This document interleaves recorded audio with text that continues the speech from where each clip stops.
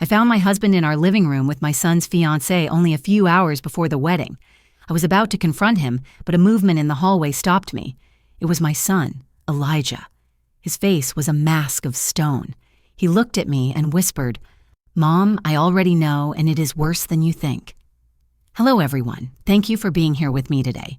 Before I begin my story, I would love to know what city you are joining me from. Please feel free to share it in the comments. Now, allow me to immerse you in this story.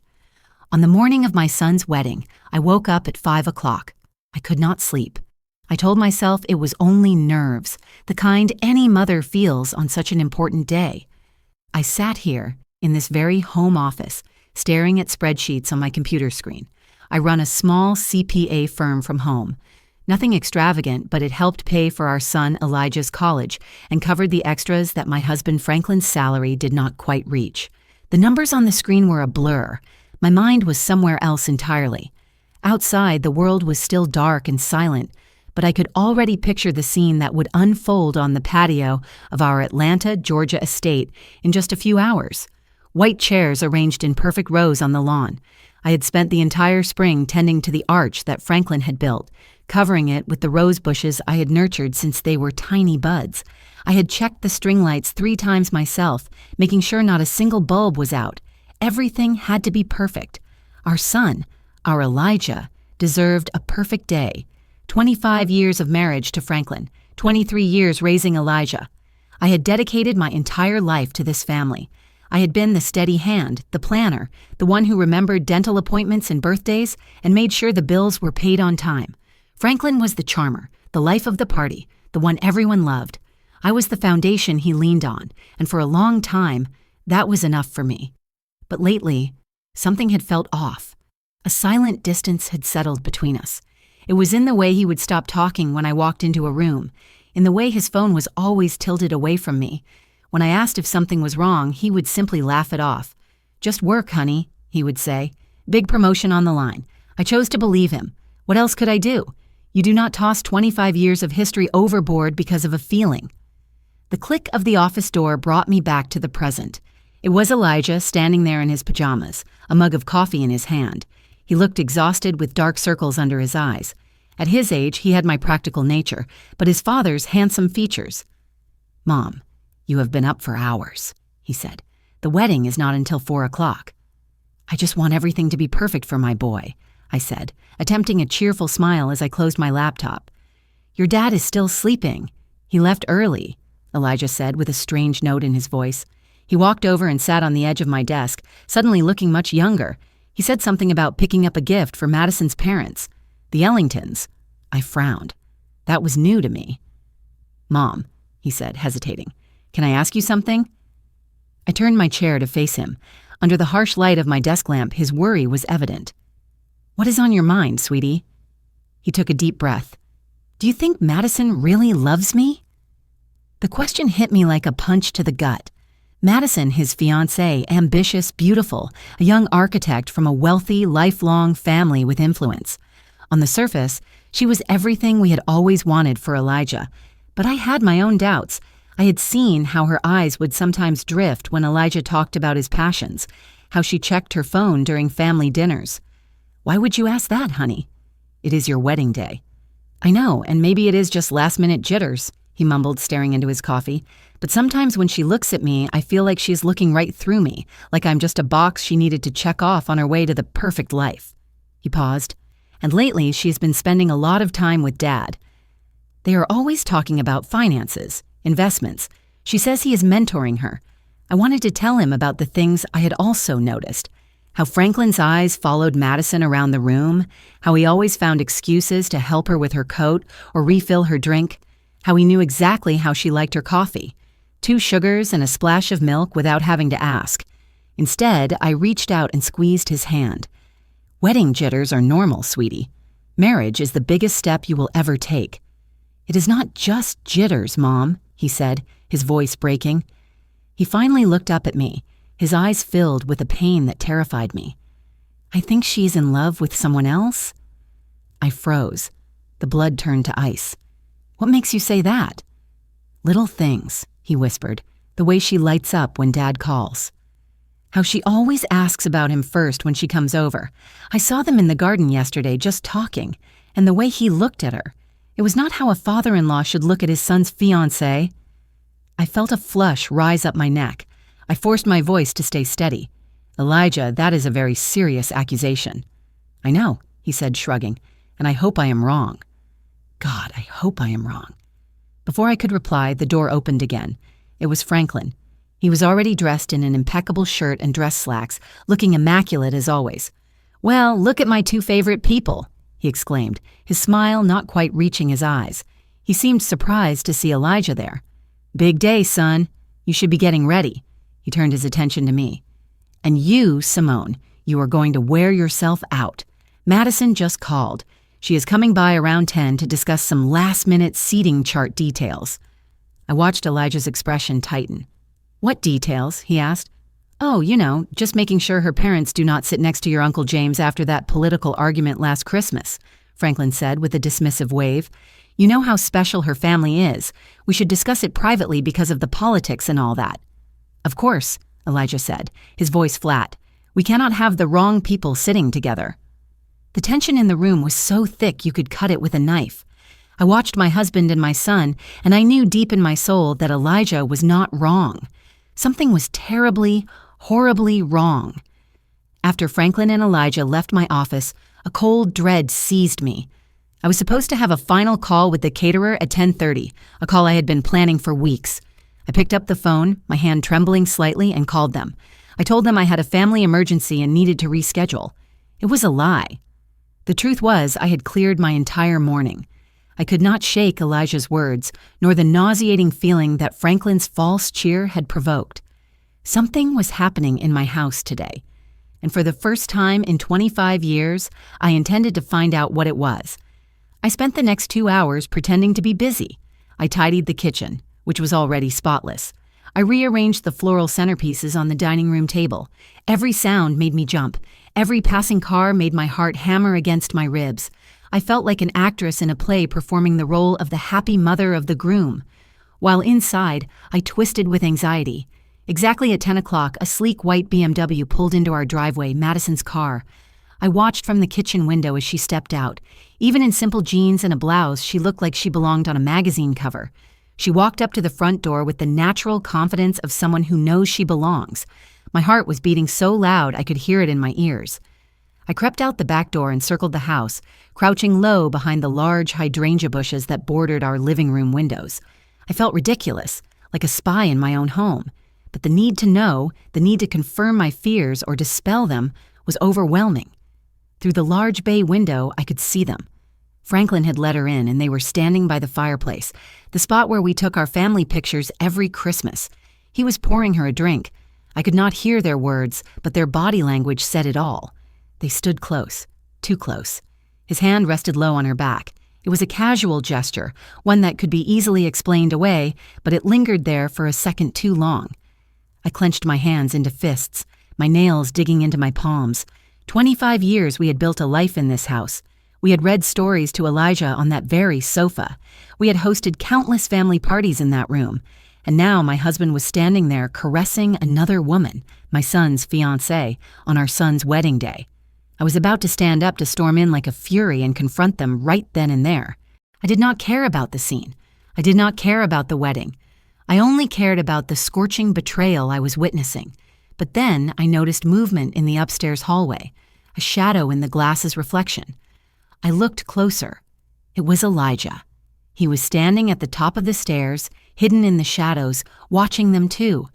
The sight of him, so still and broken, stopped me cold. This was not just my pain, it was his. Downstairs, things had escalated. Madison's hand was now on Franklin's chest. She leaned into him, her head tilted back, a smile playing on her lips. She said something, and he laughed. It was a sound I had not heard from him in years. Light, genuine, happy, the way he used to laugh with me when we were young and everything seemed possible. In that moment, I saw my husband transform into someone I did not recognize, someone alive in a way he had not been with me for a long, long time. Then his hands were in her hair, and they were kissing. It was not a quick peck. It was a deep, passionate kiss, the kind you see in movies. My vision went red.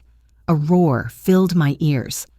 I took a step toward the house, ready to rip the door from its hinges, ready to scream until my lungs gave out. And then a hand gripped my arm. I spun around, my heart leaping into my throat. It was Elijah. He had slipped out of the house and come to find me. His face was pale, ashen, but his eyes burned with a cold, hard determination I had never seen before. "Mom, do not," he whispered, his voice strained. "Not yet, Elijah." "This is—" I choked on the words. I could not even say it. "I know what it is," he said. His voice was steady, though I could see his hands trembling. "Mom, I have known for weeks." Weeks. The word came out as a strangled whisper. I stared at my son, the boy I had raised, who now looked at me with the eyes of a man who had seen too much. We were still crouched behind the hydrangeas. The beautiful flowers I had been so proud of were now serving as a hiding place for the destruction of our family. Inside the house, my husband and my son's fiancée had moved from the fireplace to the sofa. I could not bear to look. "I did not want to believe it at first," Elijah said, his voice low and urgent. "I kept making excuses for them. He is just being kind. She is just nervous about joining the family, but it kept happening. The lingering looks, the private conversations, the way she lit up whenever he was near." He corrected himself. The slip a painful reminder of a life that no longer existed. She was supposed to be gaining a new mother figure, not a rival. "I mean, Madison." "Why did you not tell me?" I asked, my voice shaking with a mix of shock and a strange protective rage. "You should not have had to carry this alone." "Because I needed proof," he said, his jaw clenched. "And because—" He looked at me, his eyes much older than his 23 years. "I wanted to give them enough rope to hang themselves." He pulled out his phone. His hands shook slightly as he tapped the screen. "I hired someone," he confessed. "What did you do?" "What?" "I am not stupid, Mom." After I saw them having lunch together a month ago, a lunch Dad told me was a business meeting and she told me was an afternoon shopping with her girlfriends, I knew I was not crazy. I needed to know the truth. He handed me the phone. "I hired a private investigator." My breath hitched. "A detective." "Elijah, the money—" "Do not worry about the money," he said grimly. "It was worth every single cent." The first photo on the screen showed Franklin and Madison walking into the St. Regis Atlanta downtown. The timestamp indicated it was 3 weeks ago, a Tuesday afternoon when Franklin was supposedly at a regional sales conference. The second photo showed them leaving together 2 hours later, looking heated and disheveled. "There are 17 different occasions," Elijah said quietly as I scrolled through a gallery of betrayal. Photos of them in dimly lit restaurants across the city, photos of them pressed up against Franklin's car in a private parking lot, photos of them laughing, holding hands, living a completely different life behind our backs. I felt sick. The sheer magnitude of the deceit was breathtaking. This was not a one-time mistake. It was a calculated, long-term affair. I stood up again. A fresh wave of rage washed over me. "We are stopping this," I said, my voice like steel. "Right now." "No." Elijah's voice was sharp, making me crouch down again. "Mom, trust me. I have a plan. A plan, Elijah." "This is insane. We cannot just let the wedding—" "Absolutely we can." He cut in, his voice ringing with an authority I had never heard from him before. "And we will." "Mom, think about it. If we confront them now, what happens? They will deny it. They will twist it. Dad will say you are being hysterical, that you are misunderstanding things. Madison will cry and play the victim. They will turn it all back on us." He was right. I could already hear Franklin's smooth, placating voice. "Simone, you are overreacting. She is a nervous young woman and I was just offering paternal advice." "So, what do you suggest?" I whispered, my anger giving way to a cold, terrifying clarity. Elijah's smile was something chilling and unfamiliar. "Public humiliation," he said, the words hanging in the air between us. "Total and absolute destruction of their reputations. Legal consequences. We do not just end this, Mom. We make sure they can never, ever do this to anyone again." I looked at my son. When had he become so calculating, so ruthless? Then I looked back through the window. I saw my husband, the man I had loved and trusted for a quarter of a century, start to unbutton Madison's blouse on the sofa where we had built our family. And in that moment, I knew the woman I used to be, the understanding, forgiving wife, was gone. She had died right there in the dirt behind the flowers I had so painstakingly planted. Tell me the plan, I said. That evening was one of the strangest of my life. Franklin came home acting as if nothing had happened, asking about final catering arrangements. Madison had left hours before, and he was the picture of the loving husband and proud father. He talked about his speech for the reception, about how proud he was of Elijah. The hypocrisy was so thick I could barely breathe. I just nodded and smiled, an empty shell of myself, while inside I screamed. After Franklin went to bed, Elijah and I met in my home office. The door was locked, the blinds drawn. It felt like a war room, and in many ways it was. On my desk lay the beginnings of a file of evidence that would make a prosecutor weep with joy. "Tell me about that detective," I said, studying a surveillance photo that turned my stomach. "Her name is Aisha," Elijah said. "Aisha Whitfield." The name hit me like a splash of cold water. Aisha. My sister. "Aisha?" Elijah nodded. I did not know who else to call. I knew she was a cop for 20 years before retiring and starting her own PI agency. I knew she was smart and she would be discreet. He looked a little sheepish. I also knew she never really liked Dad. I let out a short, sharp laugh that sounded more like a sob. My little sister, Aisha. We were close, but I had not told her about the growing distance with Franklin. I had been too proud, too ashamed to admit my marriage might be failing. "I will call her," I said, my voice thick with emotion. Aisha answered on the second ring. "Simone, it is past midnight. Is everything okay?" "No, Aisha, nothing is okay." And then the dam broke. I told her everything, what Elijah suspected, what we had witnessed that morning, the photos. I cried ugly, choked sobs for the first time all day. She listened patiently, her voice calm and firm on the other end of the line. There was no shock or surprise, just a grim acceptance. "I am not surprised, Simone," she said quietly when I finished. "I have seen the way he looks at that girl. I was hoping I was wrong." "Elijah told me about the photos," I said, wiping my eyes. "What else do you have?" "More than you probably want to know." Her voice turned professional. "I have been tracking their movements for 3 weeks.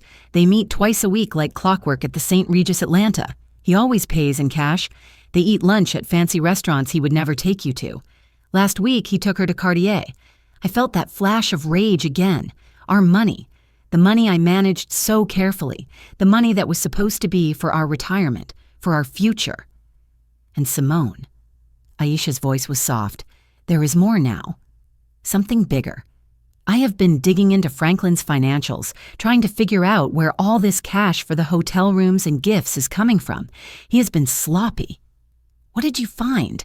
I asked, dreading the answer. There was a long pause on the line. "It is not just Madison," she said, her voice heavy. "It is not the first time." I found a series of regular monthly payments going back 15 years, always to the same person, a woman named Nicole Jenkins. The name meant nothing to me. "Who is she?" I did some digging. She was a junior associate at his old firm when Elijah was a child.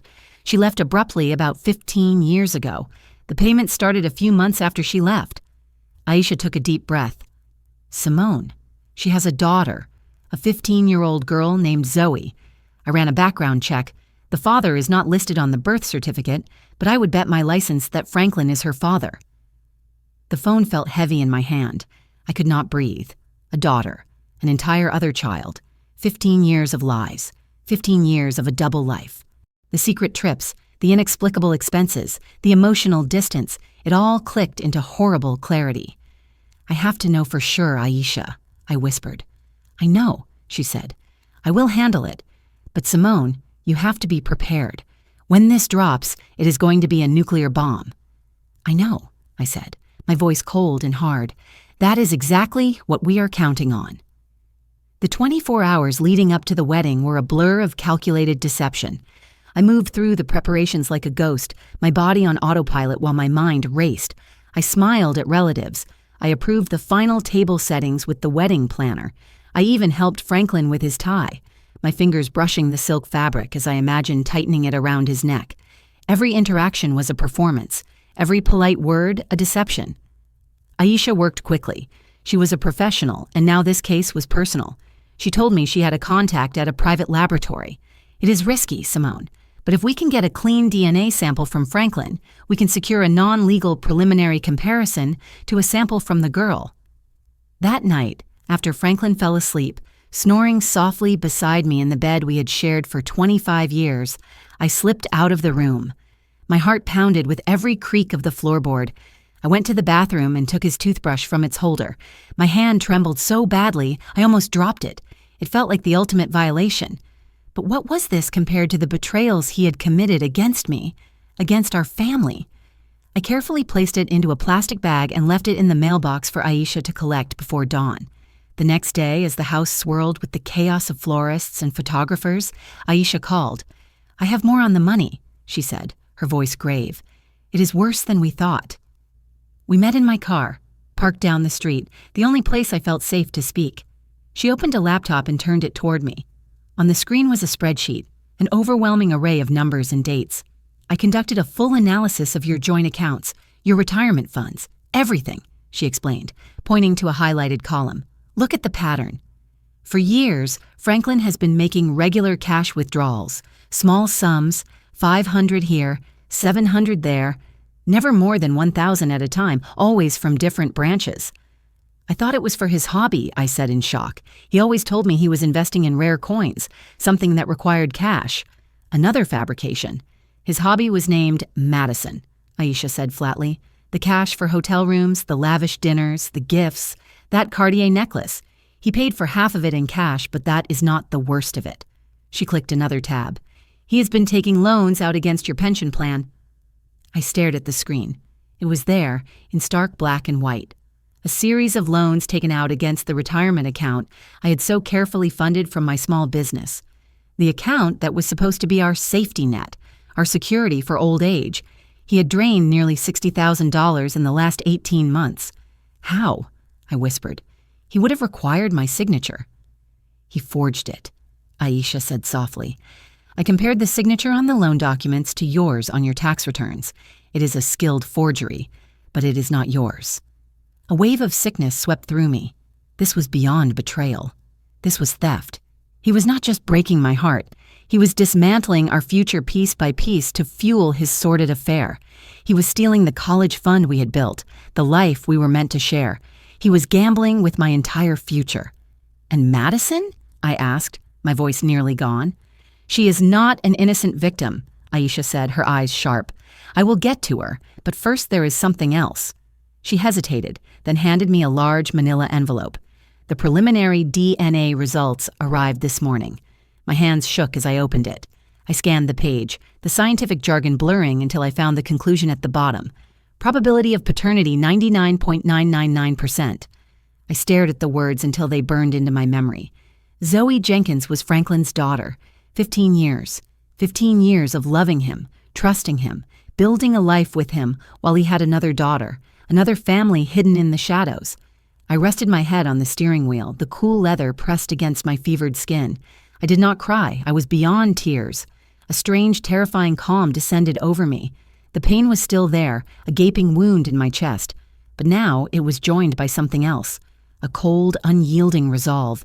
He was not only going to lose his wife, he was going to lose everything. Sitting in the car with my sister, that flimsy piece of paper in my hand felt heavier than stone. It was the death certificate of my marriage, of the life I thought I had built. A 15-year-old daughter. The words echoed in the silence. "How? How did you find her?"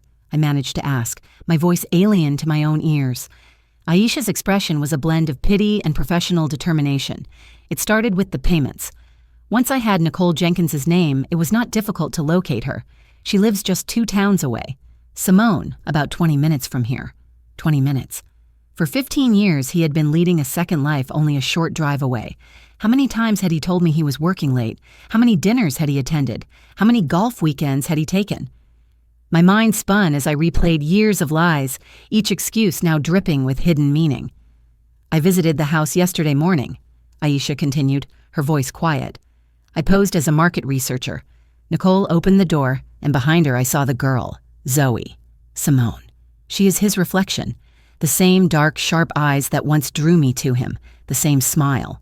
She is undeniable. I imagined her, an innocent teenager who looked just like my husband, a sister my son never knew existed.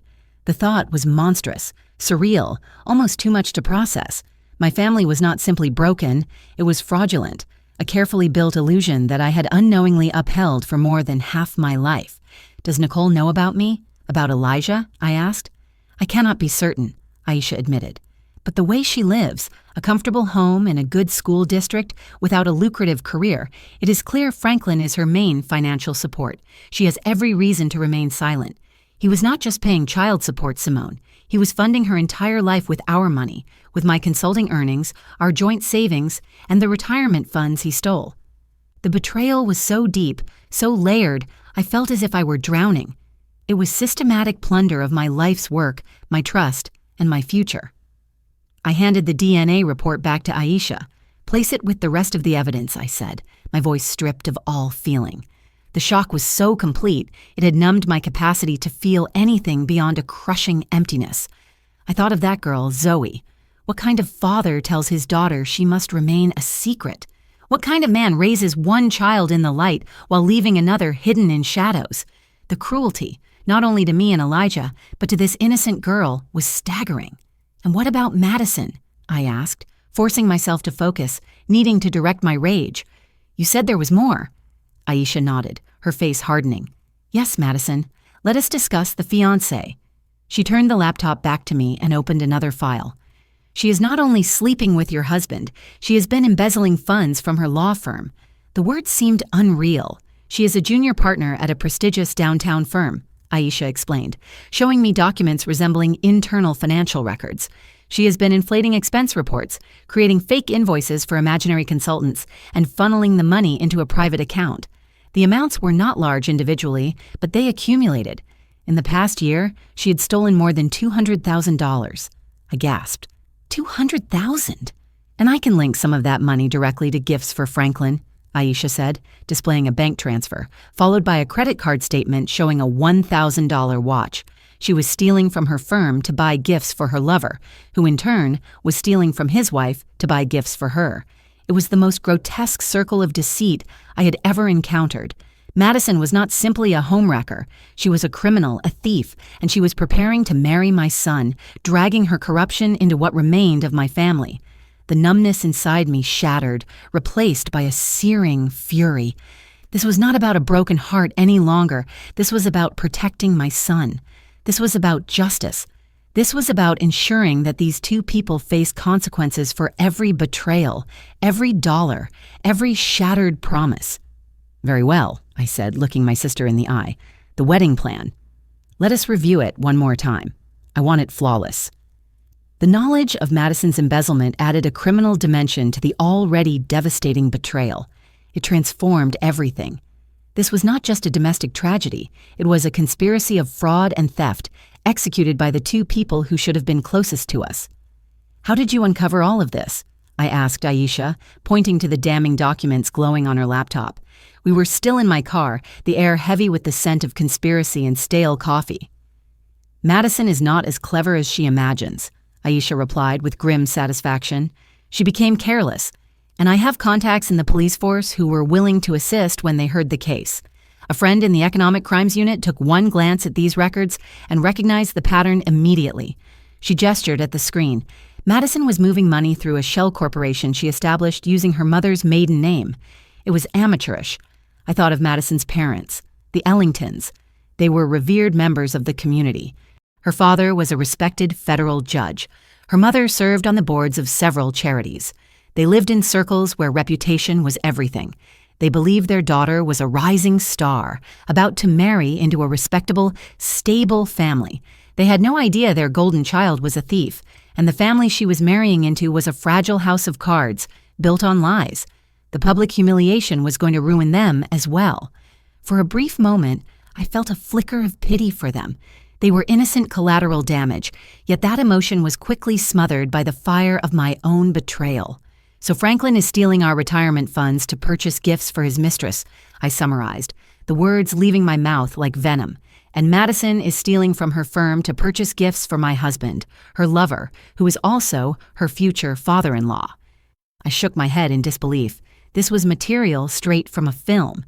It gets even worse, Aisha said. a wry twist on her lips.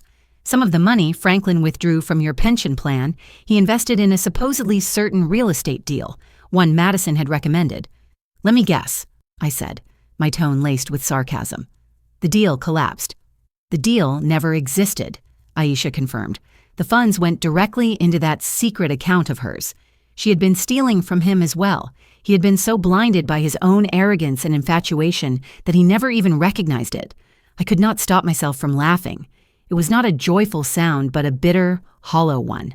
My brilliant, charming husband, the man who always considered himself the most intelligent in any room, had been deceived by a 20-something embezzler. There was an undeniable irony to it. We spent another hour reviewing the evidence Aisha had gathered. She had compiled everything. Bank statements, surveillance photographs, cash-paid hotel receipts, forged loan papers, and now a complete criminal file detailing Madison's actions, ready to be handed to the prosecutor. And of course, the DNA report, the undeniable proof that sealed 15 years of deceit. I stared at the file, the neatly organized tabs and pages that symbolized the complete destruction of my existence. 25 years of marriage, now reduced to a stack of incriminating papers on the passenger seat of my car. Suddenly, a wave of exhaustion swept over me, so heavy it felt like a physical weight pressing on my chest. Aisha, can we do this? I whispered. Can we truly stand before 300 people and inflict this upon our family? Aisha placed her hand on my arm. Her grip was firm and steady. Simone, listen to me, she said, her voice grave. What alternative do you have? If you confront them privately, they will lie. They will manipulate you. They will turn Elijah against you. They will deny until you begin to question your own sanity. I have witnessed it countless times. She was correct. I knew it with certainty. Franklin was a master manipulator. He could charm his way out of anything. This way, she continued, there is no escape. There is no space for deception. There is only the truth, displayed before every person they sought to impress. This is not solely about revenge, Simone. It is about consequences. Madison must face prison time. Franklin must be held accountable, not only for his infidelity, but also for the financial fraud committed against you. This is the only way to ensure the lies end forever. I inhaled deeply, filling my lungs with the stale air of the car. I thought of Elijah, his pale yet determined face. I thought of Zoe, the daughter I had never known. I thought of the 25 years I had devoted to a man who had been lying from the very beginning. You are right, I said, my voice steady once again. It is the only way. I started the engine. Let us go. We have a wedding to prepare for. The final hours before the ceremony were the most surreal of my life. I returned home and resumed the role of the serene, joyful mother of the groom. I felt strangely detached, as though I were an observer watching the film of my own life. I saw myself laughing with my cousins, complimenting my sister-in-law's attire, and assuring the caterer that everything appeared wonderful. Internally, I was a coil of grief and tension, but outwardly I projected the image of maternal pride. Franklin thrived in his element, mingling with early guests, accepting congratulations with a broad, confident smile. At one point, he drew me aside, his arm resting around my waist. You look beautiful, Simone, he whispered. Is it not a perfect day? I looked into his eyes, the eyes of the man I had loved for more than half of my life, and felt only emptiness. I returned his smile. Perfect day. My son Elijah mirrored my own practiced composure. He greeted his friends, posed for photographs with his groomsmen, and played his role seamlessly. Yet whenever his gaze met mine across the crowded lawn, I could see the same unshakable determination reflected in his eyes. We were united in this. We were soldiers waiting for the signal. The plan was simple, and Aisha had drilled it into us until we knew it without hesitation. She had arrived early, disguised as part of the catering staff. Her professional audiovisual setup was hidden in plain view. She had connected her laptop to the large projection screen we had rented, allegedly for a sentimental slideshow of Elijah's childhood. No one suspected a thing. A remote control was tucked into her pocket. At the right moment, a single press of a button would unleash everything. My part was equally crucial. I had already prepared divorce papers with my attorney a week earlier, a fact I had hidden, even from Elijah. They were signed, notarized, and sealed within an envelope in my clutch purse. I also carried a flash drive containing every piece of evidence Aisha had obtained. By the day's end, my marriage would officially end. There was no turning back. I was not only planning a confrontation, I was planning the beginning of the rest of my life. At exactly 4:05, I took my place in the front row. The string quartet began their performance, and the wedding procession entered. Franklin sat beside me, squeezing my hand with what seemed to be genuine affection. I suppressed the urge to recoil, forcing myself to remain still. Madison emerged at the aisle's end, radiant in her lace gown. She appeared beautiful, glowing, and entirely deceitful. She smiled at the guests before locking eyes with Franklin. For a split second, an unmistakable look passed between them, a look of shared secrets and arrogant triumph. They believed they had won. They believed they were moments away from solidifying their fraudulent future. Elijah stood at the altar, his face an unreadable mask. When Madison joined him, he clasped her hand without hesitation, but his expression remained unchanged. His eyes searched the crowd until they found mine. He gave the faintest nod. The moment had arrived. The officiant began the ceremony with customary words about love, loyalty, and devotion. The irony was suffocating. I wondered whether Franklin and Madison even paid attention, or if they were already planning their next deceitful meeting. The service continued. They exchanged vows they did not mean, promises they had broken countless times before. My stomach twisted with every false word. At last, the officiant reached the pivotal question. He smiled at the audience. If anyone here has any reason why these two should not be joined in holy matrimony, speak now or remain silent forever. Silence swept across the 300 guests. My pulse thundered against my ribs, so violent I feared it might burst. Every eye turned toward us. I inhaled slowly. Then I rose to my feet. The instant I stood, a collective gasp surged through the crowd of 300. The air, once filled with soft strings and warm breezes, thickened into silence. Every head turned toward me, their expressions a mixture of confusion, shock, and intrigue. Beside me, Franklin stiffened. "Simone, what are you doing?" he hissed, his fingers tightening on my arm. "Sit down." "You are embarrassing us." I brushed his grip away as if it were poison. My gaze moved past him, settling on Elijah at the altar, pale yet unwavering. He had been expecting this. We had prepared for it. My eyes then shifted to Madison, whose radiant smile had frozen into a mask of terror and confusion. "I'm sorry, everyone," I declared, my voice clear and steady, carrying across the hushed garden.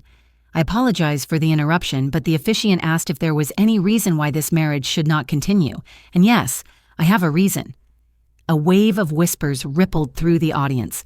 Madison's father, Judge Ellington, began to rise, his face stormy with outrage.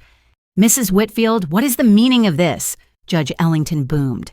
"The meaning, Judge Ellington," I said, turning to face him, "is that your daughter is about to marry my son under false pretenses, and I believe you and everyone else gathered here today deserve to know the truth."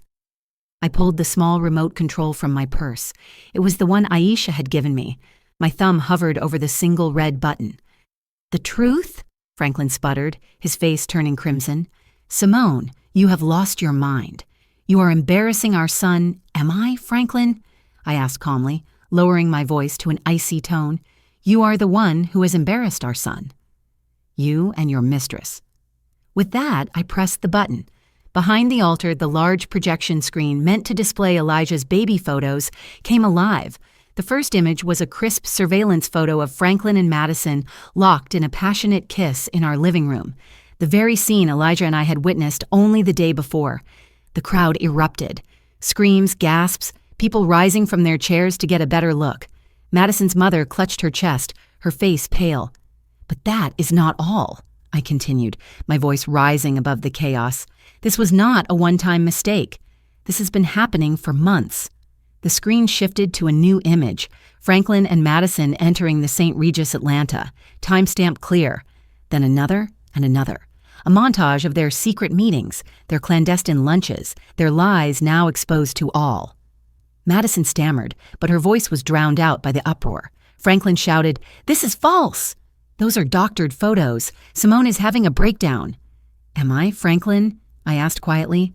"Then perhaps you can explain this." The screen changed again. Bank statements appeared. My finger pointed to the suspicious withdrawals, the forged signatures on the pension loan documents. A Cartier receipt for a $15,000 necklace filled the screen, followed by a photograph of Madison wearing that same necklace at her bachelorette party. The noise of the crowd softened, replaced by a horrified silence. This was no longer just infidelity, it was fraud. "My husband has been systematically stealing from our retirement savings to fund his affair," I announced, "and his fiancée, the woman about to marry my son, has been equally busy." The next slide revealed Madison's embezzlement from her law firm, the forged invoices, the fraudulent bank transfers. Her law partners in the fourth row turned from confusion to rage, and then I delivered the most devastating blow of all. "But the best part," I said, my voice as cold as ice, "the true core of the deception that has defined my marriage is that Franklin's lies did not begin with Madison." The DNA results filled the screen, the bold words, "probability of paternity, 99.999%. Beneath them was the smiling face of a 15-year-old girl. "This is Zoe Jenkins," I said, my voice breaking under the weight of 15 years of hidden truth. "She is Franklin's daughter, a child he concealed from both me and his own son for her entire life." The silence that followed was complete. 300 guests stared, unable to speak, as the evidence of betrayal suffocated the garden. The world I had lived in for 25 years had been reduced to ashes before their eyes. A sharp sob shattered the stillness. It came from Madison. She staggered, her face ghastly white against the lace of her gown, then collapsed in a heap. That single sound broke the spell. The crowd erupted once more. Guests shouted, pointed, and lifted their phones to capture every second of the disaster. Madison's mother rushed to her daughter's side while Judge Ellington stood frozen, humiliated. Franklin faltered, his face a storm of rage, panic, and disbelief. He looked from the screen to me, to the horrified faces of his colleagues and friends. He was cornered. There were no lies left to tell, no smooth words to save him. His world had collapsed in full view. And then, like the coward he was, he ran. Shoving his way through the stunned crowd, toppling a tray of champagne glasses, he fled toward the parking area. He was literally running from the ruins of his own life. But Aisha was waiting. My sister, still dressed as a caterer, stepped from behind a large oak tree. Though petite, she moved with the confidence of a seasoned investigator. As Franklin rushed past, she extended her foot. He fell hard, sprawling across the manicured lawn in his expensive suit. "Going somewhere, Franklin?" Aisha asked casually, approaching him as he gasped for breath. By then, Elijah had left the altar and was at my side, his arm steady around me. Madison, supported by her mother, pointed a trembling finger. You planned this!" she shrieked. "You planned this whole thing to destroy me." "No, Madison," Elijah said coldly, his voice cutting through her hysteria.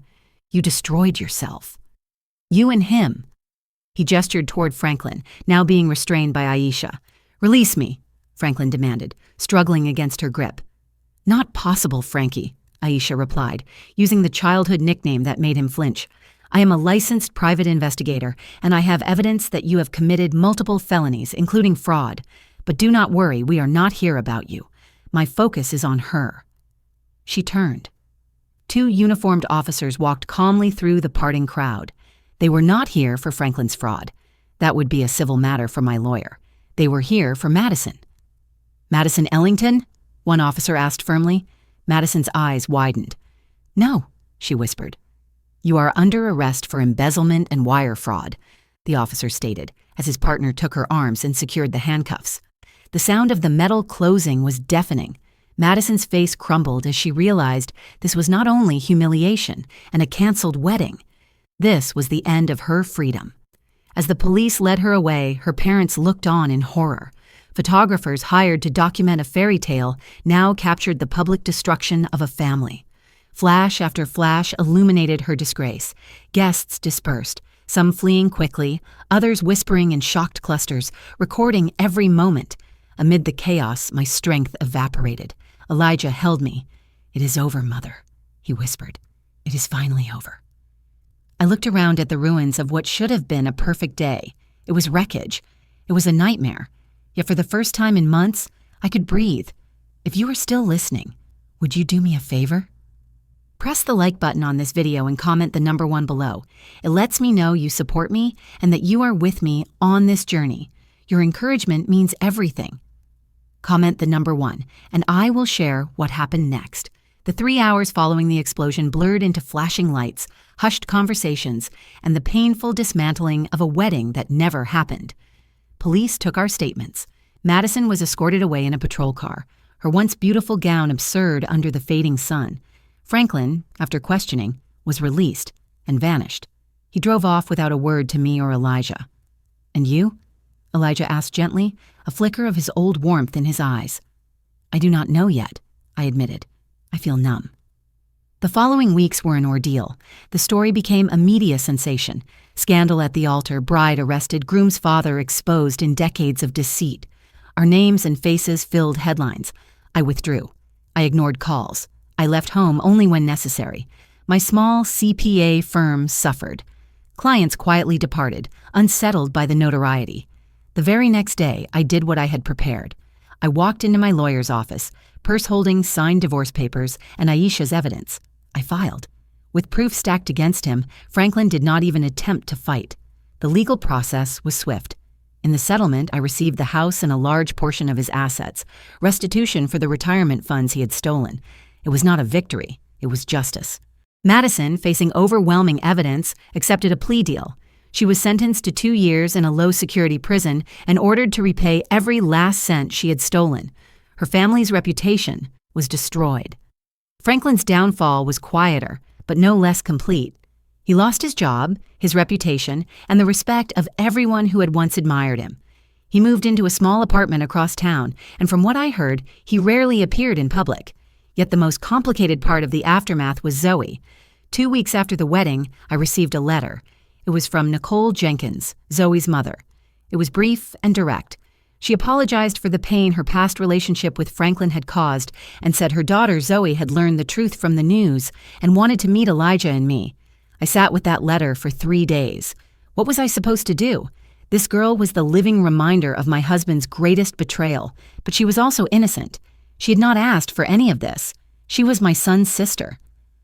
I showed the letter to Elijah. He read it, his expression grim. "I want to meet her," he said without hesitation. "She is my sister, Mom. She deserves to know her family, or what is left of it." So I made the call. We agreed to meet at a neutral location, a quiet coffee shop in a town halfway between ours. I was terrified. As we waited, I twisted the napkin in my hands until it was shredded. Then they arrived. Nicole was an ordinary, weary woman who carried the weight of her secrets in the slope of her shoulders. Behind her was Zoe. The moment I saw her, my breath caught. Aisha had been right. She had Franklin's eyes, the same dark, intelligent eyes that had made me fall for him so many years ago. Zoe looked frightened and uncertain, clutching a book to her chest like a shield, and in that instant I understood that my anger was not for her. It was for him, always him. That first meeting with Zoe was strained. Words felt heavy and inadequate. Elijah, bless his heart, carried most of the conversation. He asked about her school, the book she was holding, her daily life. He did not ask about Franklin. He treated her simply as a person, as a sister he was meeting for the first time. I, for the most part, observed in silence, struggling to reconcile the image of this shy, kind girl with the colossal lie she represented. Slowly, cautiously, we began to build something fragile, but real. We met again for coffee, then lunch. Elijah and Zoe started exchanging messages, discovering a shared love for classic films and spicy food. I began to look forward to our meetings, to hearing about her experiences. She was bright, witty, and compassionate. She was an innocent soul caught in the wreckage caused by her parents' choices. A year passed. Life settled into a new, unfamiliar rhythm. The divorce was finalized. The media storm subsided, replaced by newer scandals. I poured myself into rebuilding my business, and gradually clients returned. I sold the large family home, haunted by memories, and purchased a smaller, more manageable townhouse. It was quiet, peaceful, and it was mine. Elijah, after months of therapy to process the betrayal, began to thrive. He left his corporate job and returned to school to study landscape architecture, creating beauty from earth and stone, a fitting reflection of his own rebuilding. He began dating a kind young librarian who looked at him as though he were her entire world. Zoe, too, had become a part of our lives. She joined us for dinner every other Sunday. She and Elijah developed a genuine sibling bond, teasing each other and sharing long conversations. I grew to feel a fierce, protective love for her.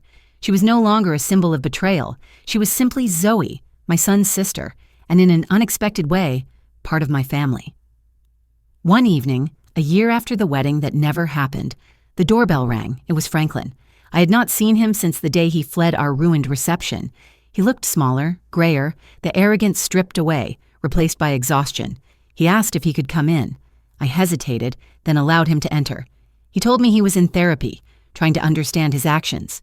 He apologized for the lies, the betrayal, and the pain he had caused me, Elijah and Zoe. I listened, and I believed his sincerity, but his words could not erase 25 years of deceit.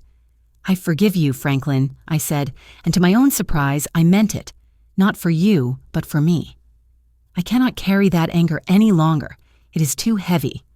I looked him in the eye. But I will never trust you again. We can never go back. He nodded, tears glistening. "I know," he whispered, and then he left. That night, as I prepared for bed, I thought about the woman I had been a year ago, crouched in the dirt behind the hydrangeas. She had been broken, lost, drowning in despair. I wished I could go back and tell her that everything would be all right, that the pain was not the end of her story. The family I believed I had was a lie. It shattered in a single afternoon.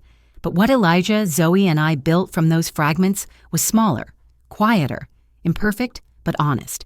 It was not constructed on comfortable lies, but on difficult, painful truth. We lost everything, but in losing, we found something real. And for the first time in a very long while, that was enough. Thank you for listening to my story. If you have experienced something similar, or if any part of this has resonated with you, please share your thoughts in the comments. Your stories matter, and if you would like to hear more, please consider liking this video and subscribing to the channel. Be kind to yourselves, and I will see you next time.